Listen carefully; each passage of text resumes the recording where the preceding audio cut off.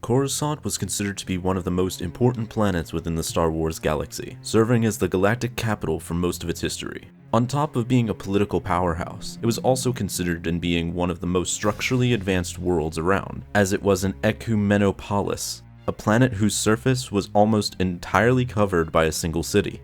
This massive city was divided into 5,217 levels, which were essentially layers of cities on top of each other.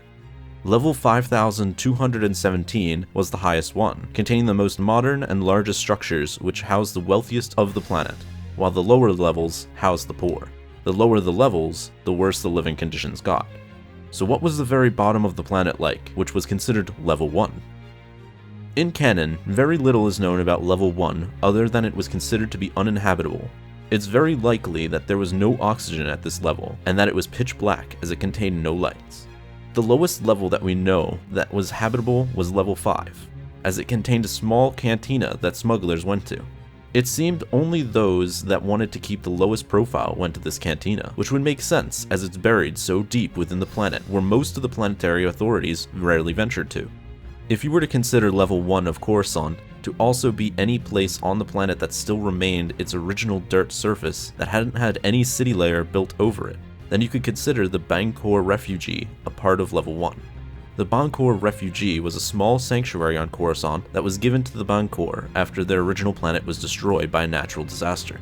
Apparently this species could only survive on organic environments, so they were given a small area of Coruscant that still remained its original surface, and didn't have any structures built over it. When the Galactic Empire came into power, this sanctuary was removed, and the Bangkor were relocated to a different planet that had a similar environment to the destroyed homeworld. The sanctuary was then destroyed, and a megastructure was built over it to contain an Imperial facility that was used to research kyber crystals for mass energy production, removing what was considered to be one of the last areas on Coruscant that contained its original surface. In Legends, we know slightly more about Level 1, and some history that surrounds it.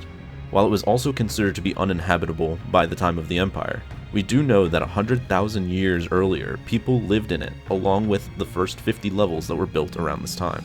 As always, only the poorest lived in Level 1, and apparently all the trash from the upper levels was shoved down into Level 1, a custom that continued as more city layers were added, where the higher levels trash was pushed down into their lower level neighbors. This caused mass disease to spread in the lowest levels as the streets were littered with garbage.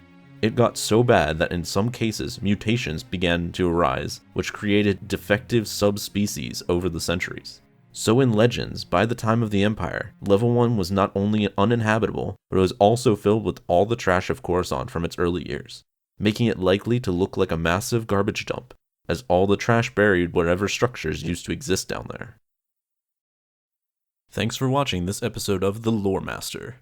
Be sure to subscribe for more Star Wars lore videos like these in the future, and may the Force be with you.